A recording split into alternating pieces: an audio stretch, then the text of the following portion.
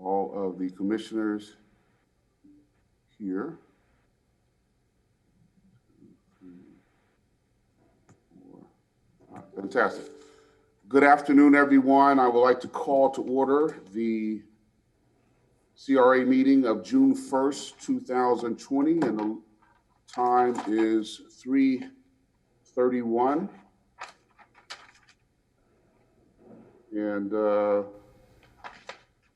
we will, Madam Clerk, are there any comments from the public on non-agenda items to be read into the record?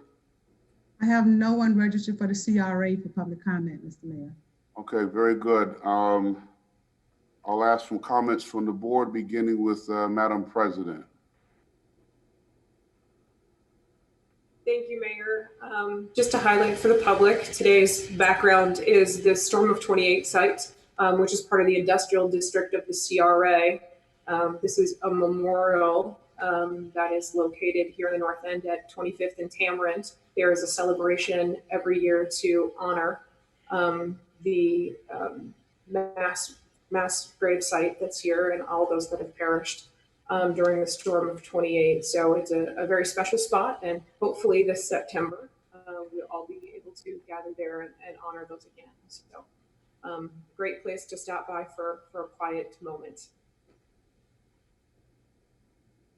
That's it? Okay, you went over. Okay, Commissioner Nearing? No comments? Commissioner Fox? No comments. No comments? Commissioner Peduzzi? No comment, Mayor. And Commissioner Lambert? Thank you, Mayor. No comments. Okay, very good. Ms. Justice, are there any additions, deletions, reorganization of the agenda? No, Mayor. All right, very good. We have consent agenda items, items 2 through 5. Any questions, comments? If not, I will entertain a motion for approval. Mayor, move approval. Second. Been moved and seconded. Discussion? Seeing none. Madam Clerk, can you call roll, please? Commissioner Shove, Yay. Commissioner Lambert, Yay. Commissioner Nearing, Yes. Commissioner Fox, Yay. Commissioner Peduzzi. Yay. Motion passes unanimously. I get to vote, Madam Clerk, just I'm CRA. sorry. That's I'm sorry. okay. I apologize. I'm often ignored. Mayor, Mayor yeah. Jane. That's okay, I'm just kidding. All good. Resolution number, item number 6, resolution number 20-36F, authorizing a transfer of CRA funds to the AIPP fund in fiscal year 2019/2020 to provide the 1% Arts and Public Places contribution from the 7th Street Streetscape Project and Sunset Lounge Project for art within the Heart and Soul Park. Ms. Justice? Yes, good afternoon, Mayor and Commissioners. I'm going to share my screen. I have a short presentation. Very good.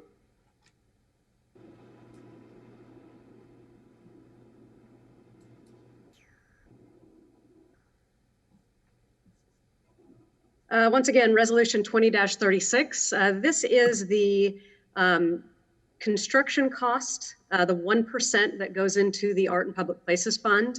Again, this is from the Sunset Lounge and from the 7th Street Streetscape, and it'll show you what the eligible contributions are. I apologize, I got a typo. The 7th Street Streetscape is 4.2 million and 7.7 from Sunset Lounge.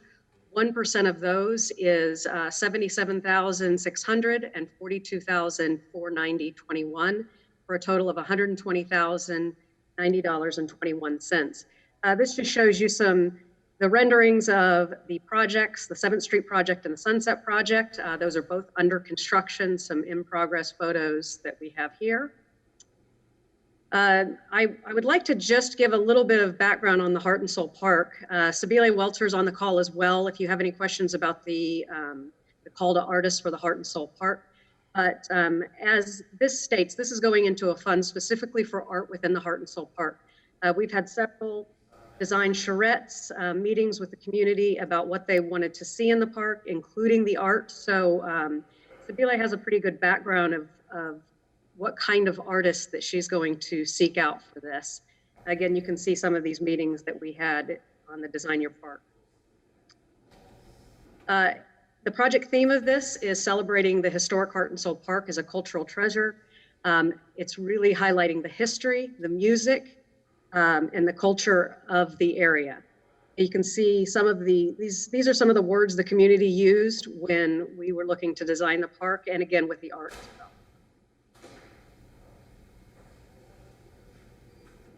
There's several identified locations for possible artwork within the park. One is a sculpture that is closest to the Sunset Lounge, that's item D.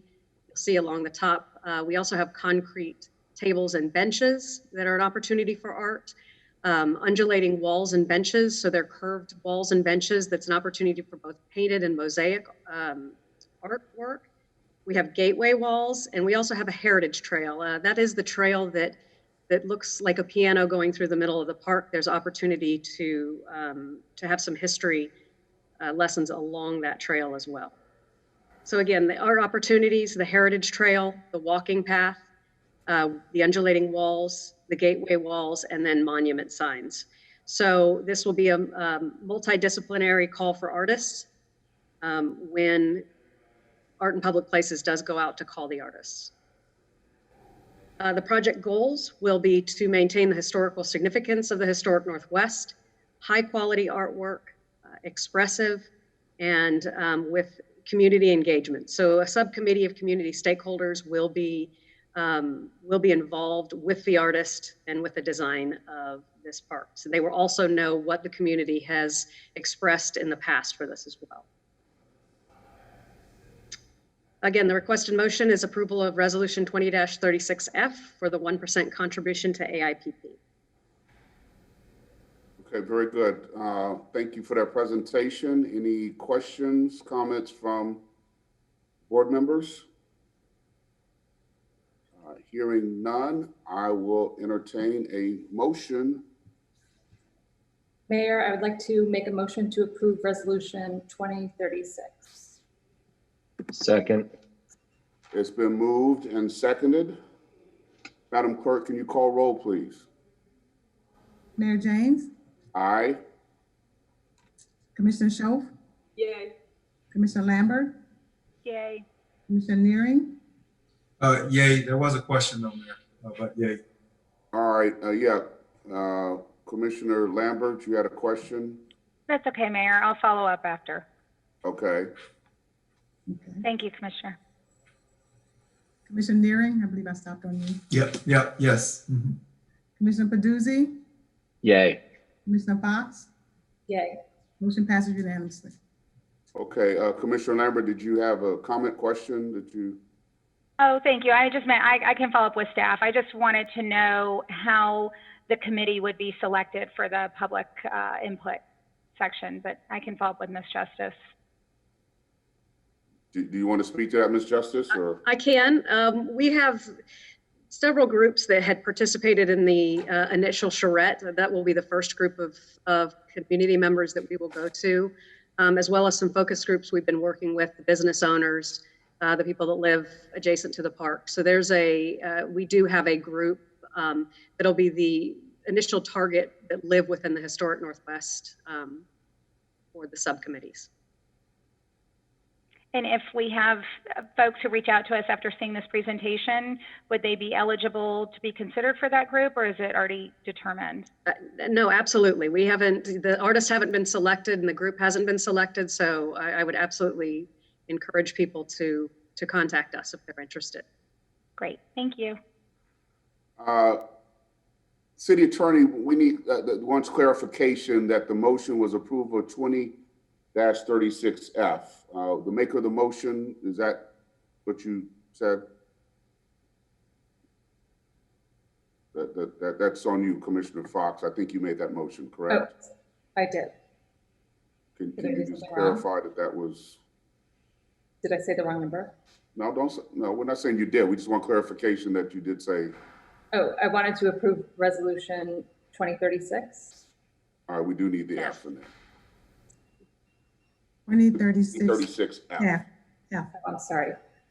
So I would like to make a motion to approve resolution 2036F. All right, so that we have a clean record. Let me have another second. We'll revote. Second. Second. Okay, now, Madam Clerk, can you call the roll on approval of 2036F? You're on mute. James, Aye. Commissioner Shove, Yay. Commissioner Lambert, Yay. Commissioner Neering, Yes. Commissioner Paduzzi, Yay. Commissioner Fox. Yay. Motion passes unanimously. Okay, thank you. Thank you, City Attorney, for pointing that out.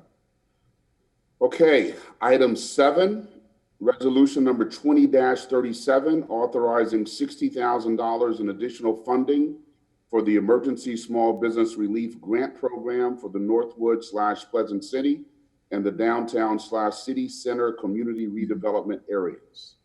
Ms. Justice. Thank you, Mayor. I also have a short presentation for this, and you will notice in this presentation, we had a CRA advisory board on Friday, a meeting on Friday. Their motion was to approve additional funds up to $45,000.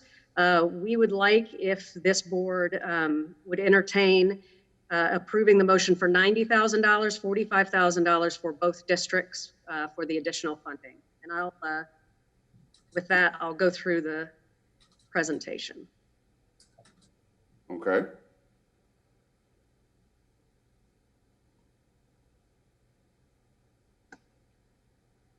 So just an overview. This was a program that was approved, I believe, the 1st of May. May 5th.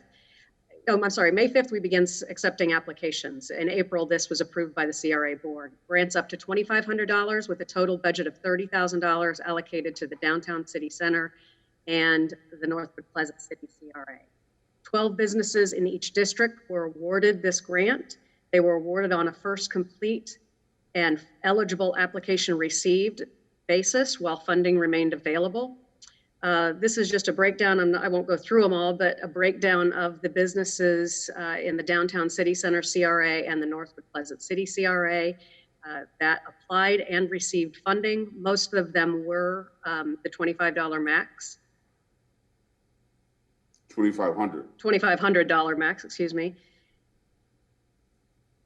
And along with that, we've been working with the city and the DDA on the Dining on the Spot program. So this is a continuation. We started with the grant programs to help the businesses get through the last couple of months of COVID.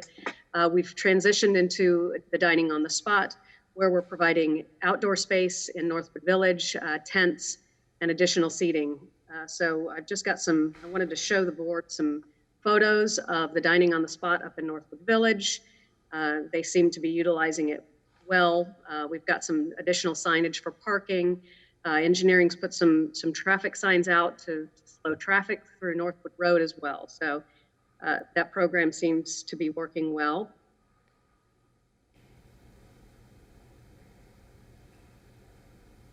And for this grant, we did have a lot of requests.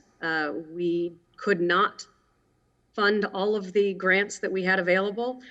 We don't have that many more grants in our queue, but we wanted to give businesses the opportunity to submit applications to us before June 12th to provide some additional funding. And we believe with that $45,000 for each district, we will be able to cover all requests with eligible applications with the cutoff date of June 12th. And again, I think this coincides with the cutoff date for the CRA loan, or I'm sorry, the city loan program as well.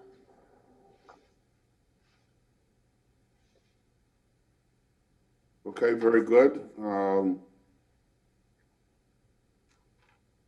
Thank you for that presentation. Madam President, you have a comment. Yes, thank you, Mayor, and thank you to the CRA for your work on this, and to you, Mayor, and Commissioners for your support on the last round of this. The grant program is one of the tools in our tool belt for the COVID recovery unit and has been really, really pivotal for our businesses. And so there was a large discussion also at the CRA advisory board meeting with the efforts to get funding available if businesses would need it, as they understand that this is a pivotal time for them as well, hence the increase. And So as we move forward too, I wanted to also highlight that equity is something that's really important in all of our programs, and the CRA does also have an agreement with some entities to help complete paperwork. If we have businesses that don't have the technology or don't have the know-how and just need some guidance on getting through our process, we also have some tools for that as well. So Allison was correct in that the city program also does have that date of June 12th. The idea being that the county has just opened up their program about a week or so ago, and our program would overlap that program in case there were some issues with rollout. But we have been also coaching our businesses on how to get access to that county program, as they have the larger pool of funding coming from the CARES Act. So we're still providing support to our businesses, but we're just directing them towards where their greater funding sources are. So I'm hoping that this last iteration will give some quick funding to keep some of our businesses going while some of that money comes in too. So I will be supporting this moving forward today at the level recommended by the CRA Advisory Board, and I hope that you will as well. Thank you.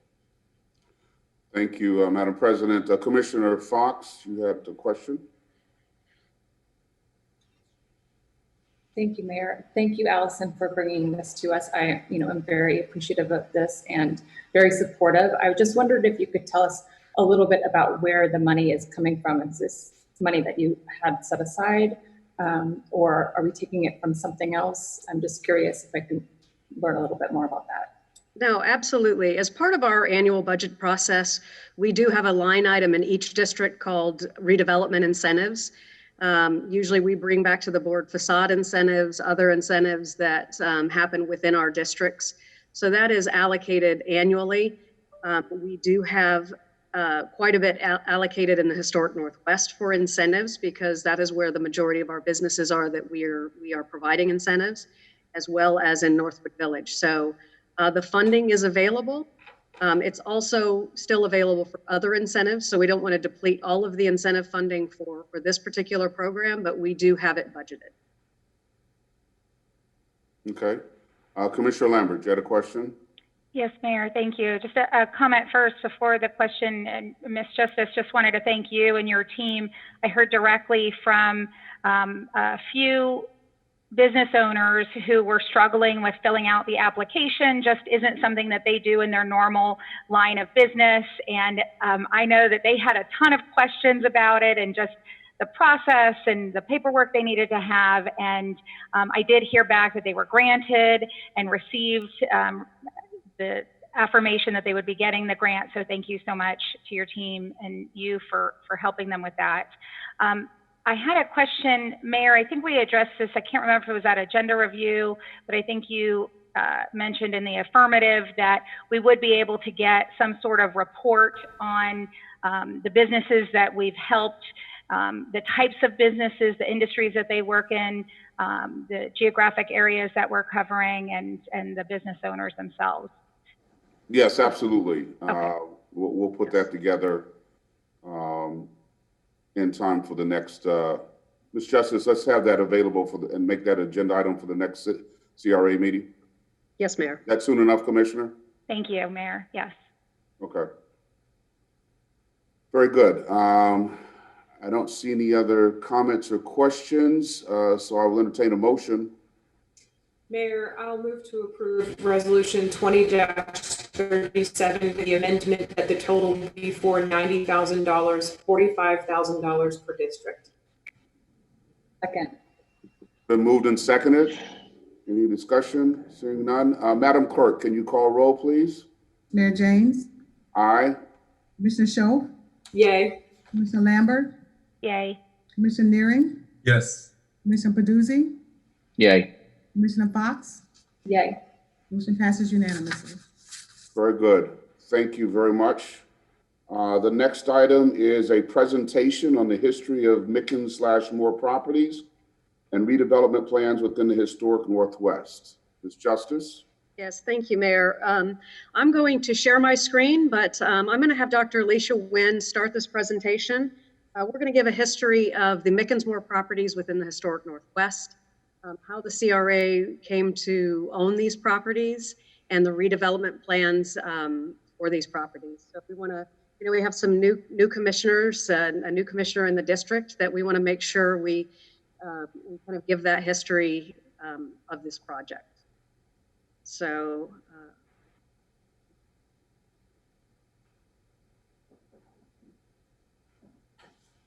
all right, Dr. Nguyen. You're muted, Dr. Nguyen.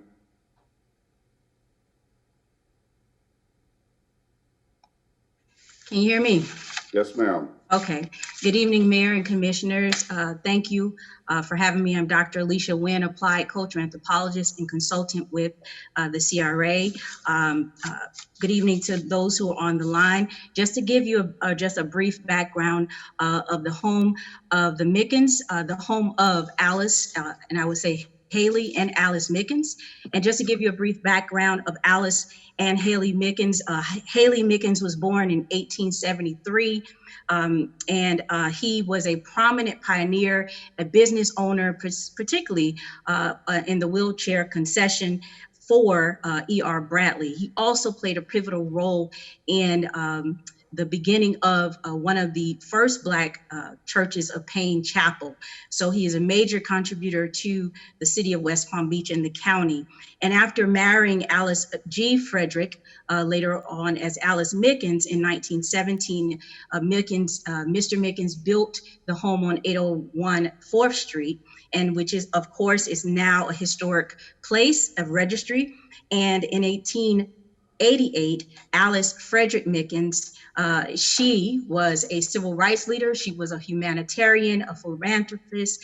She was connected in several ways in civic organizations and social institutions. And she was very pivotal in many of the things that you even see today. As actually, it's very interesting that I'm actually speaking about this because for those who don't know, Alice Frederick Mickens is my great aunt. My mother is named after Alice Frederick Mickens. My mother, that's my mother's full name. Alice Mickens and my great grandfather were siblings. So this has a personal interest to me as well as important. And so in 1950, after Mrs. Mickens' death, Alice Mickens, she continued to do the fight, and her home, as well as their homes and the adjacent properties from their homes, had a major significance where their home was open to a lot of Black musicians who could not live in hotels or stay in hotels, from the Sunset Lounge, Black educators, civil rights leaders. So this is a huge connection to on a larger scale. And so the connection with Dr. Moore, and so as a teenager, Dr. Moore was taken in, or as a foster child with the Mickens. She was born in 1917 in Titusville. She attended Bethune-Cookman University. She actually is a connections with Bethune-Cookman University, so much so they named an adorned after her, and which is again another connection. I attended Bethune-Cookman University, and I lived in Moore Hall. And so there's another connection I find very interesting too. She is a retired school teacher. She taught at Roosevelt Elementary, and she was very adamant to making sure that this home and the adjacent properties were preserved, as well as the history, and such the rich history is told of the Mickens and the contributors in the community. And so, so you see this connection with the legacy of her legacy and the legacy of her foster parents. And so the question is, why restore? Why is it so important to do so? And as you can see, I mean, there's a lot of information about this, but the properties comprise of, including the Mickens house built in 1903, the original Mickens house in the 1917 Mickens house, as well as the Mickens apartments, which, as I mentioned, many prominent people, musicians, stayed in that particular building. And now the first Mickens house no longer remains, but both the second Mickens house and apartments, they have these connections throughout the community. And so why is this important and what's the significance? In 2010, Dr. Moore offered her properties in West Palm Beach, and she had certain conditions that the liens on the properties would be waived, that the Mickens Village will be constructed as conceptualized by Tim Houlihan, who's an architect, and a portion of the Mickens Village be converted to appropriate to display significant historical archives in connection to historian, the late Preston Tillman, historian and archivist and educator, the late Miss Aniria Hutnell, and other determined by the African American Research Library and Cultural Center, Palm Beach County, Inc. And so here she had certain terms in her will that she wanted to make sure that these properties were preserved, as well as the history and the story being told. And so following her passing, representatives of her estate approached the CRA and to develop this concept, and they offered Dr. Moore's donated homestead and as the properties on 7th Street between Rosemary and Sapodilla, contingent with that the agency during incurring all outstanding liens against the properties of the estate. And so in accordance with resolution 15 through 16, the CRA authorized the agency to accept the properties and cure the outstanding liens as it was determined by future development of the parcels. And this is also in conjunction outlined and adopted by the Stullen Lee report, as well as the strategic finance plan. So as you can see, this is something that she wished. She also put in her will for it to continue. Thank you, Dr. Nguyen. Just to kind of continue on to that, again, these wishes were within Dr. Alice Moore's will.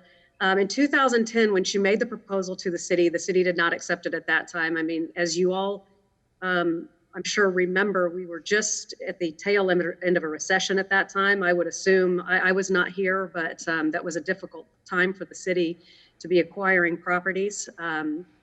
Alice Moore lived for several more years, and after she passed, they came back. Her descendant came back and asked again.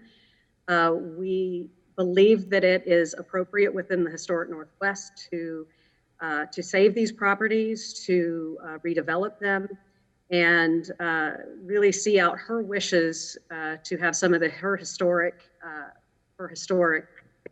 artifacts, as well as others, be displayed in some of these locations. Some of the locations that we've reached out to, that we've been in contact with, obviously the Black Heritage organizations with the African American Research Library and Cultural Center, ARLEC.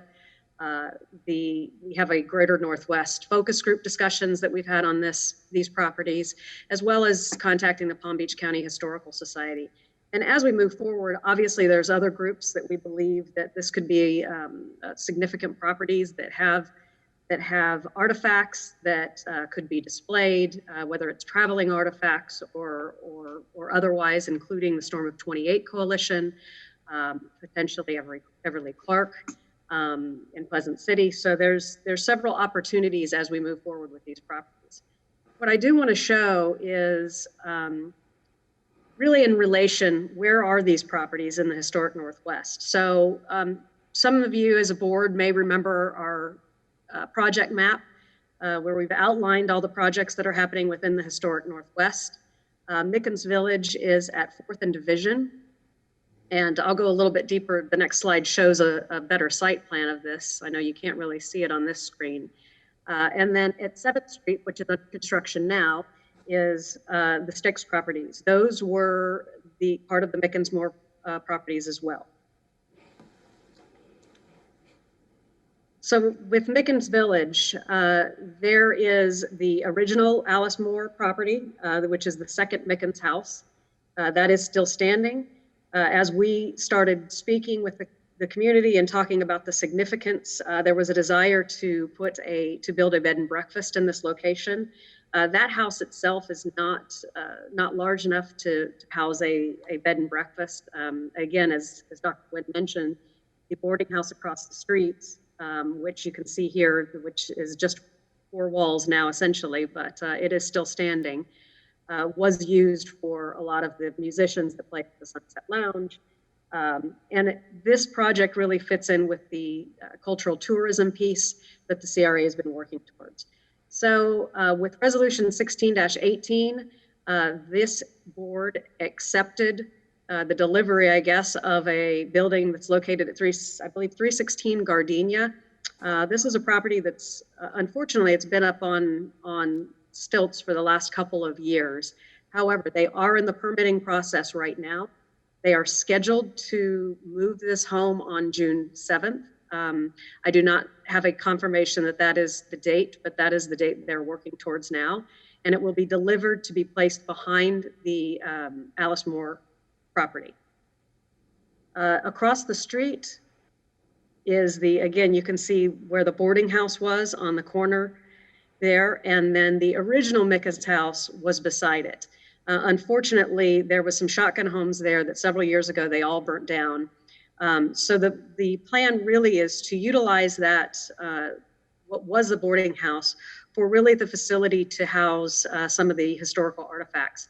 And it's not necessarily a museum that would be, that items would be there all the time, but more like a traveling museum. So people could come in and display their works. It could be art shows, it could be historical artifacts, and it could be programmed as such. There is a plaza designed on the outside, and then a replica of the first Mickens house. You'll see just to the north. So those are the current plans that we have for the Mickens Village now. This has not been fully funded yet. We are working still on funding for this project that I should have some in the next year's budget. We've been working with Tim Houlihan on the design, and we plan to work more with the community on the end uses here. So with that, I would be happy to entertain any questions. Any questions, board members?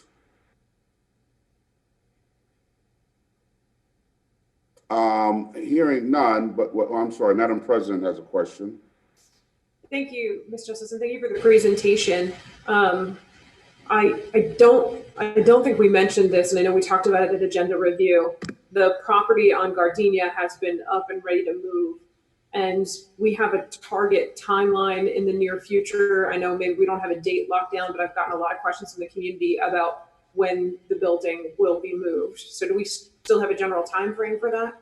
The target date is June 7th, which is next Sunday. I have not received confirmation from the building department that they've received their permit yet, though. Okay, so pending permit June 7th. Yes, correct. Thank you. Ms. Johnson, you have some history with this property. Do you mind sharing that with us? You alluded to it a little bit at agenda review, and I thought it was very, very interesting. Thank you, Mr. Mayor. No, it'll be my pleasure. Dr. Wynn mentioned the personal interest, on her family side, and I have one as well from a different perspective. I think the board is aware of my upbringing. I was born and raised in a single female headed household with 9 siblings, and it was a family who didn't have a car. So in order to study at the library, which was on the waterfront at that time, I would walk to and fro the public housing development there just off of 7th Street.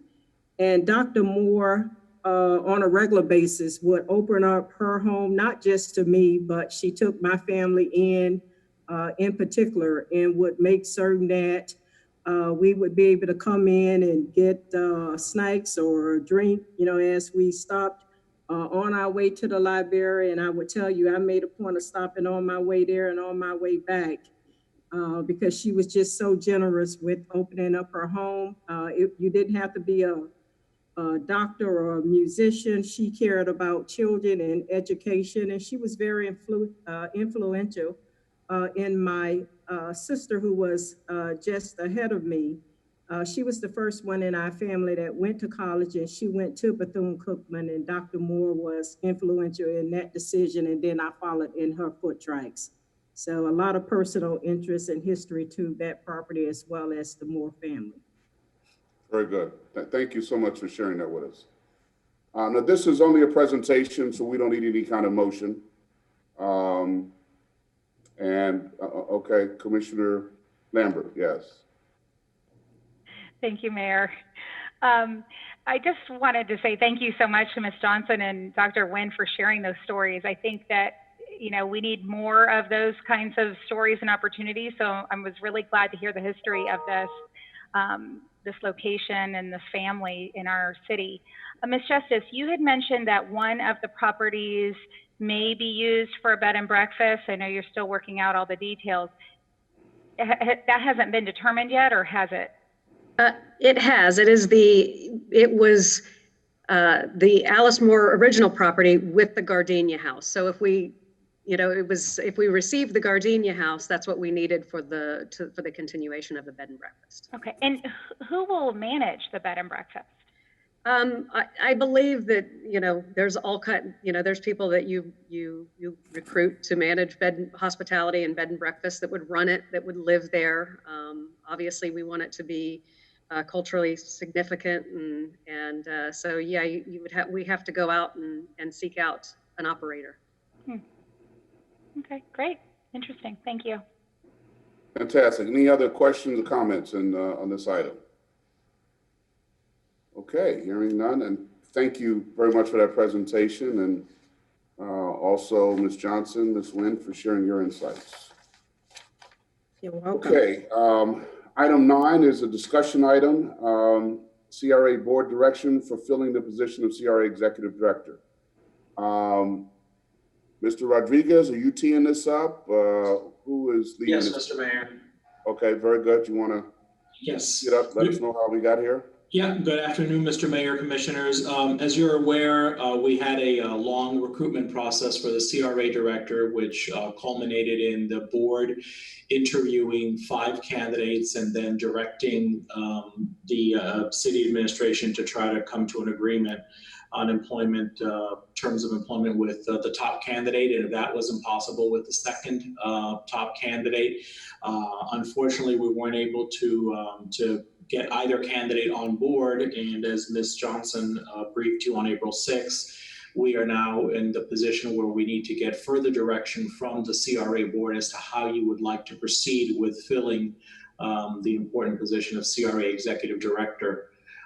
As you saw in the briefing materials, there are 3 options. The first option is to proceed with considering offering the position to the one of the other 3 candidates that were not rated in your top 2 preferences, the position. That's the first option. The second option is to start a brand new recruitment similar to or under whatever direction you provide to the first recruitment, which would be an internal and external recruitment that would take pretty much the same length of time to complete, and see if that produces another candidate that you would like to offer the position to. Or the third option is that you can also consider internal candidates that may be qualified for the position, engage the interest of those internal candidates, and then consider those candidates and select from one of those candidates an appoint to the position of CRA Executive Director. Okay, so we need to give staff some direction, board members, as to how we want to proceed. My thinking is I think it would be good for the CRA to get a permanent executive director sooner rather than later, in light of the fact that it's been several months since the position has been vacant. Anyone have any strong thoughts on either of those 3 options that are before us?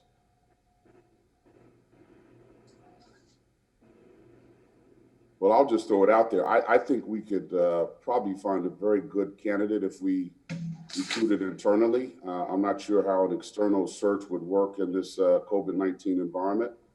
And I think that in the interest of time, we could probably do a good job of finding someone from internally.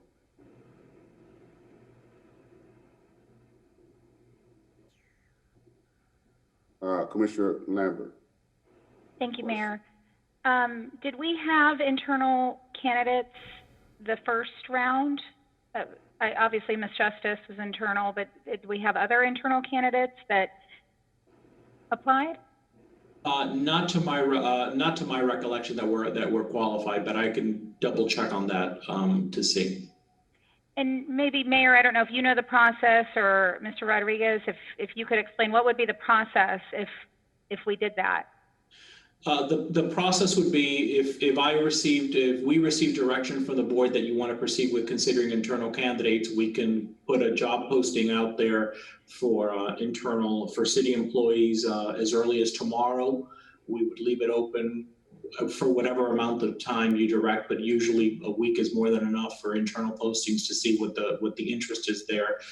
So sometime next week the posting would close, and then we would forward any qualified resumes to the board for consideration, and you can consider it as early as the June 15th meeting if you want to do that.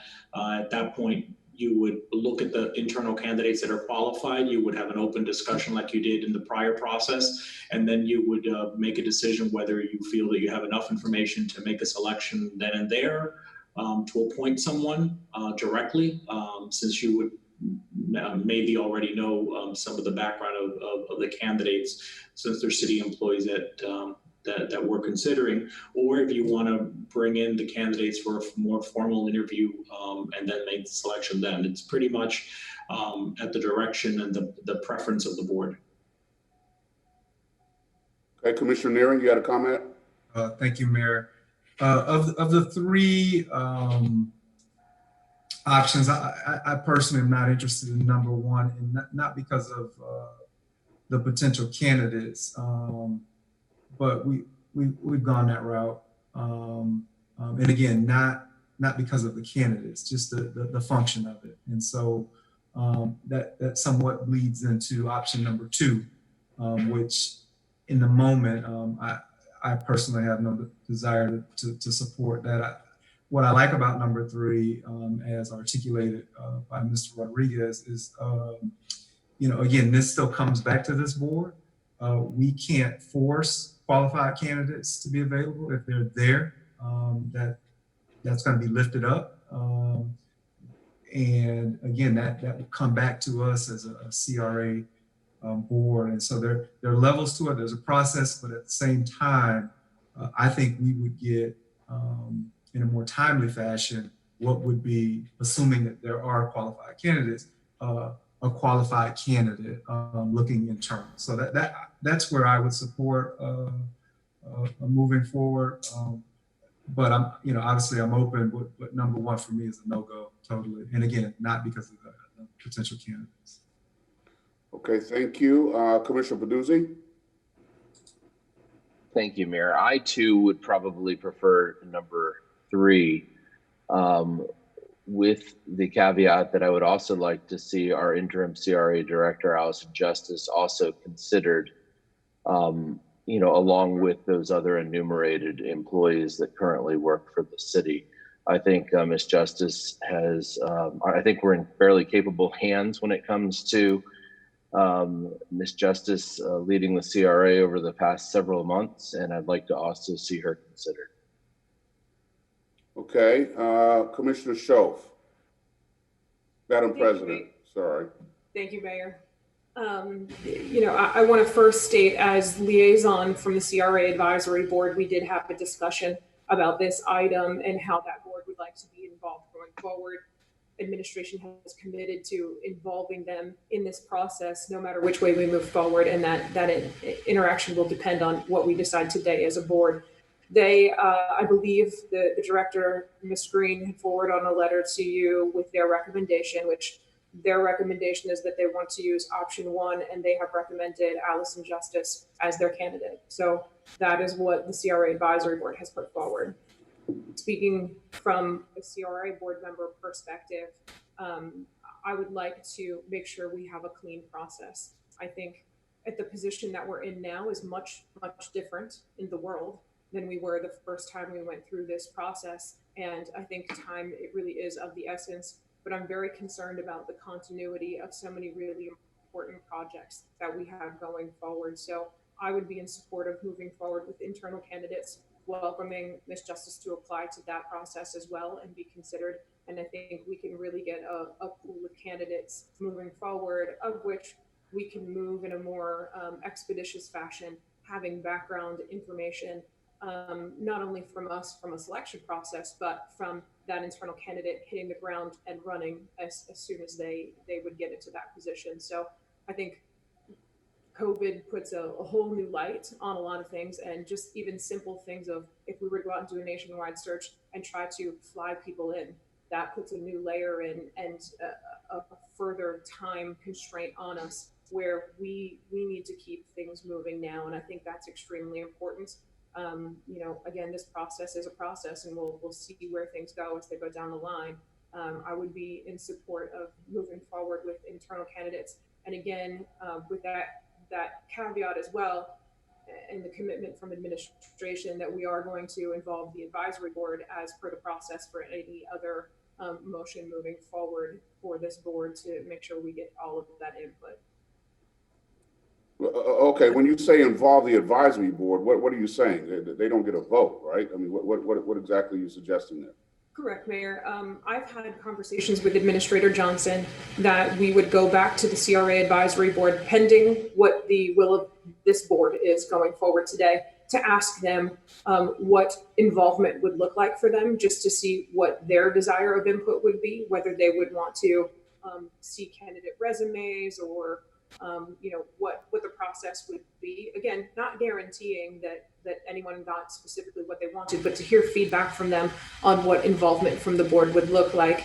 Typically, on any other motion that comes before this board for the Northwood Pleasant City CRA, the CRA Advisory Board is given a presentation on that and allowed to weigh in, give input, and provide a recommendation to this board.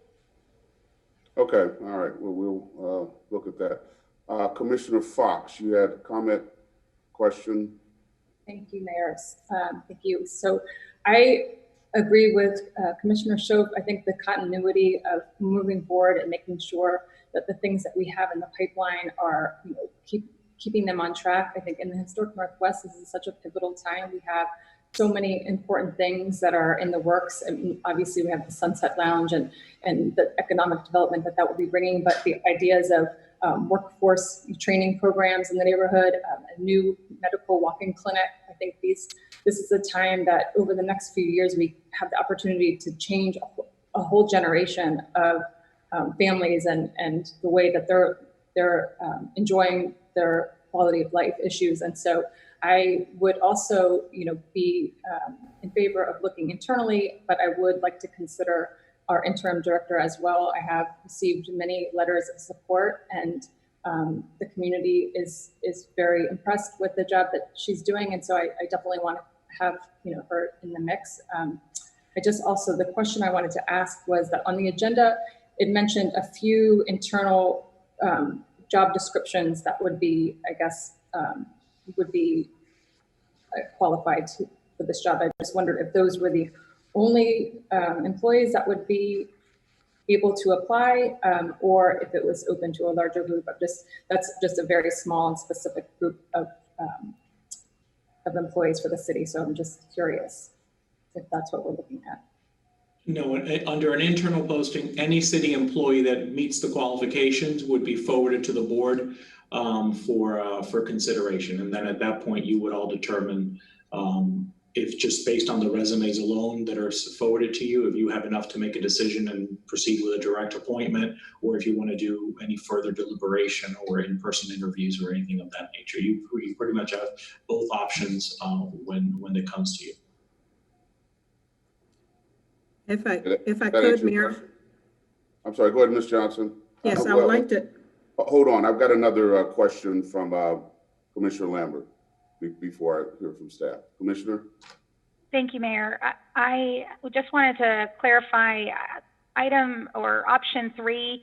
Mr. Rodriguez does include in-house employees, which includes RMA employees. Is that right?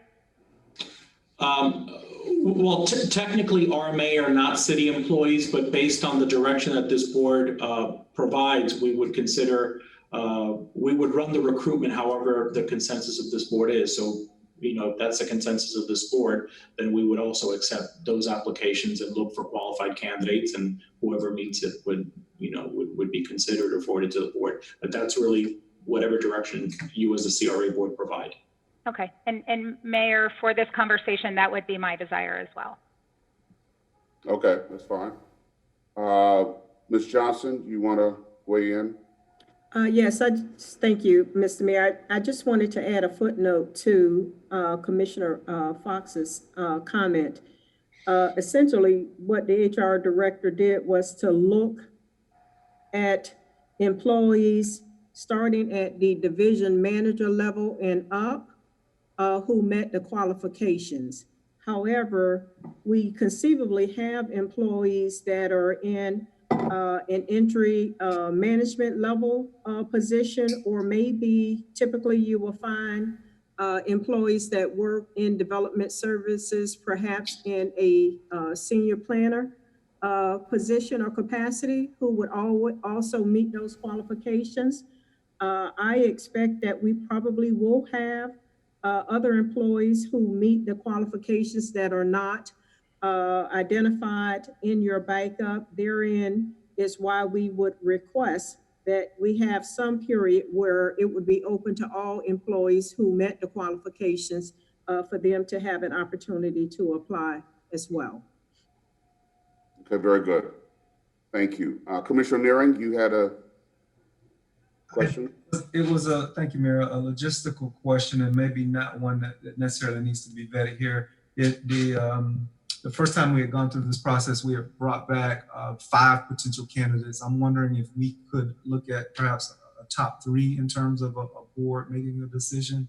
That's assuming, making an assumption we have 3 qualified candidates, but could we look at, would the board be open to the top 3 as opposed to the 5? Again, I'm assuming that these top 3 would be the creme de la creme, if you will, in terms of background and qualifications. Just something, you know, logistical request, perhaps. I'm comfortable with that. It really is up to the, we'll see what the other board members think. Let me ask you, does anyone object to staff bringing back the top 3 for the board consideration? Is that a yes, you object, Commissioner, Madam President? I just have a question regarding that, Mayor, because I think I heard the HR director say any qualified candidate would come back. So again, I think from a functional HR perspective, if a candidate does not meet minimum qualifications, this board doesn't want to you know, consider everything A to Z. But would we want to first see how many qualified candidates come back out of that pool? So for instance, if there are 4 qualified candidates, that is it. You know, I don't want to limit myself to 3. So would it be possible for us to see how the process goes and then have this discussion? Again, if we have, you know, fingers crossed, we have great qualified people throughout the city for this position, but you know, could we have that discussion once we determine how many qualified candidates are submitted to this position? That's fine. I mean, it's really flexible. We could do whatever we want to. So if we wanted to wait and open it up, again, assuming we go with option 3, open it up, let the resumes, the applications come in, and then maybe get an interim report back from Mr. Rodriguez or Ms. Johnson as to the number of qualified applicants, and then make a decision at that point as to how many of those we want to consider. Does that work? Okay. All right. Very good. Now, was that your question, Madam President, or a follow-up? That was a follow-up. Okay. Commissioner Peduzzi? Thank you, Mayor. I just wanted to ensure that we weren't necessarily limited to the 3 that administration chooses, that if we believe there's another qualified candidate inside, even if we're only presented with 3, that we would, as a board, have the opportunity to add an additional person who meets the qualifications. Well, again, we'll discuss this at the board level. Let's go through the first step, which is see how many qualified. Well, the first step is deciding if this is the option we want to choose. If that is the option, then we'll see how many qualified applications come in, and then we'll have the conversation then as to how many of those we want to see. Or as an alternative, Commissioner Baduzzi, we can have a wild card option if the board member wanted. I mean, that's the discussion we have. Thank you. Okay, any other questions, comments? I don't see any. So we do need to give staff some recommendation. And I think the first step is deciding between these 3 options. And I'm willing to entertain a motion. See where we go. Mayor, I move that we entertain option number 3 in terms of selecting our next CRA director. Okay. Executive director. Is there a second? Second. It's been moved and seconded. Now discussion. Can I ask Okay. a question, Mayor? So I just want to confirm that this would also include the interim executive director, who is technically not. Maker of the motion? Yeah, I amend the motion to include the interim executive director. Does the seconder agree to that amendment? I do. It's stated in item 3 on the agenda. Yes, I do. Okay, very good. Commissioner Baduzzi. I don't have anything. That was going to be my clarification also, is that the CRA executive or interim director also be considered. Okay, it has been moved and seconded.